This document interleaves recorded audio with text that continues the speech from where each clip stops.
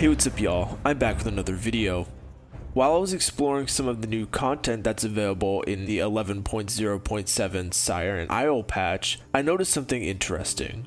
The new ring, 𝒻𝒶𝓇𝓂 circlet, similar to the onyx amulet of the Forbidden Reach during Dragonflight, has a previously never before seen mechanic, being the first true ring item with a cosmetic appearance.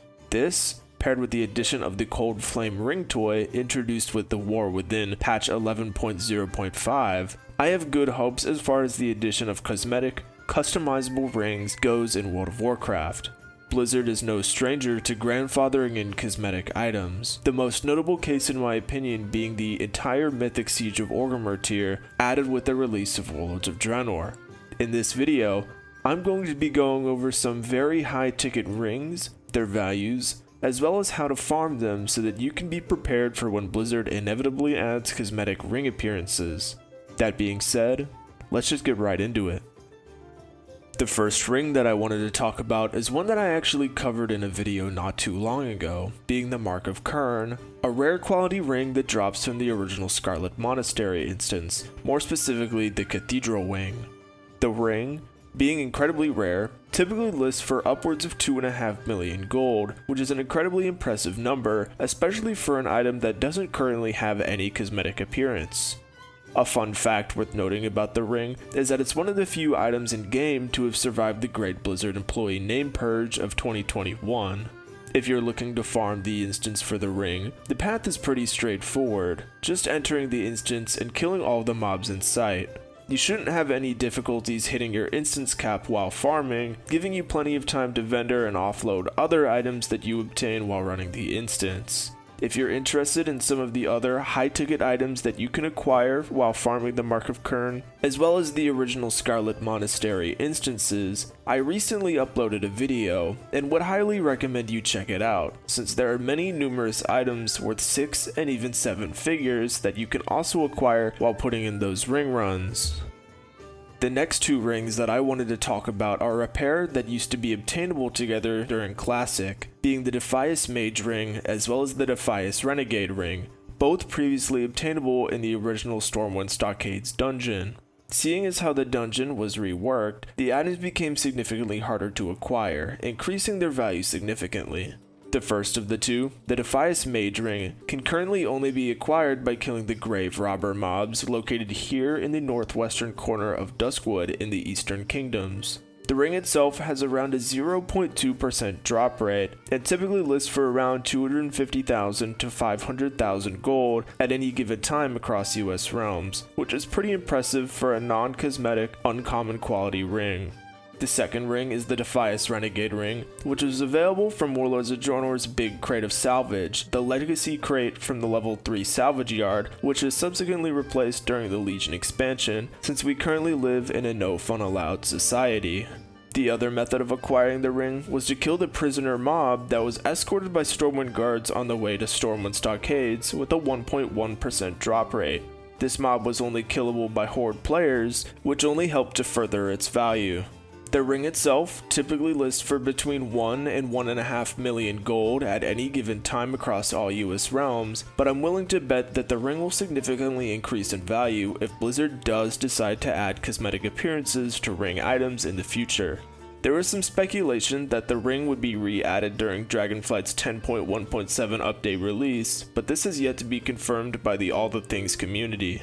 If there are any updates, however, I may add to the description or post in the comments section with new information, but I may not. Who knows? It's not really that deep, and I don't really care enough.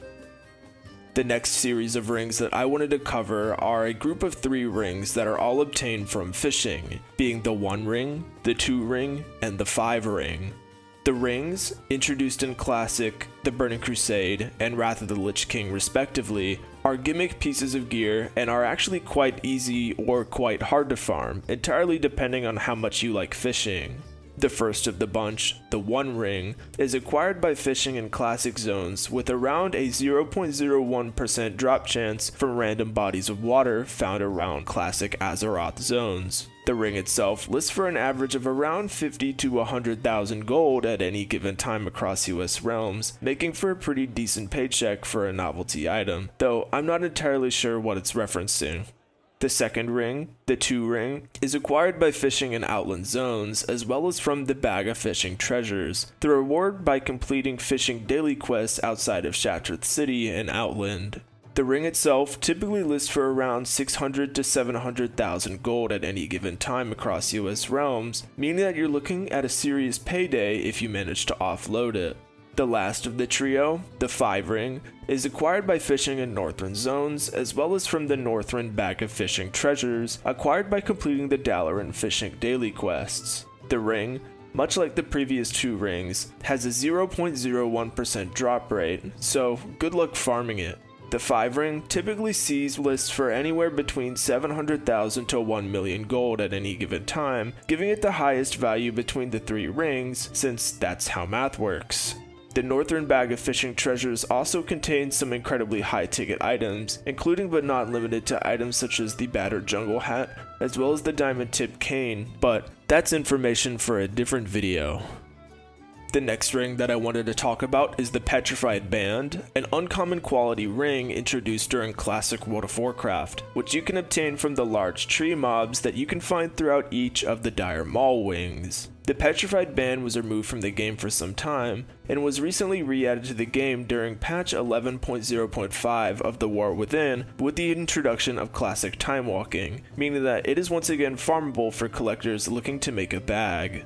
The ring itself is currently listing for an average of around 200,000 gold at any given time across US realms, but could soar even higher if Blizzard does in fact decide to grandfather in cosmetic ring appearances. Personally, I think that the Petrified Band may be worth farming, seeing as Dire Maul is a great zone to be farming for transmog anyways, and the potential addition of cosmetic rings will only increase the loot potential of the instance further, which is a pretty great in my opinion, since I'm always looking for new Mog Slop gold farms to send my esteemed followers towards.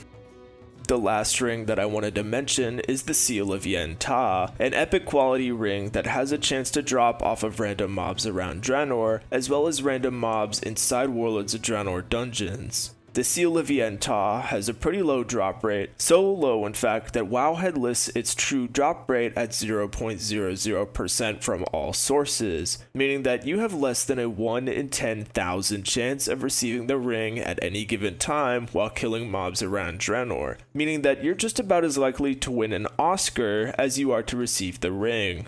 That being said, if you do manage to acquire the ring, you're in for some serious cheddar. The ring itself typically lists between 2.5 to 3 million gold at any given time across both US and EU realms alike, which makes it pretty much one of the highest ticket items that you can probably actively farm in the game currently, which is a pretty good deal.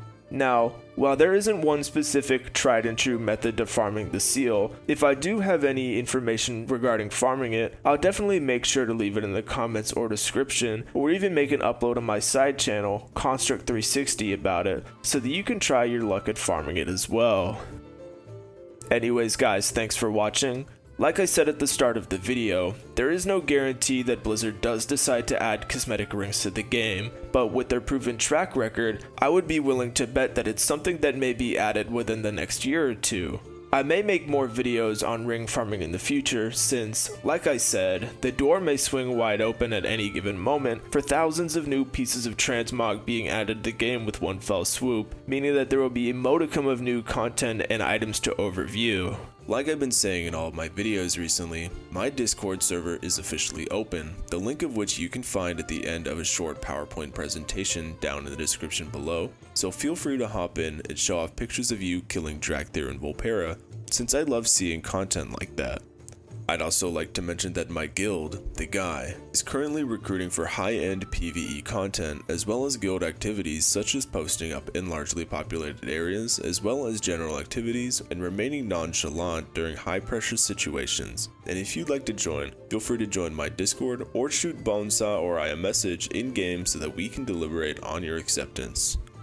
I'd also like to mention that I have officially joined social media for once, so feel free to follow me. Or don't. I don't care. I'm just a chill guy for real. Real chill.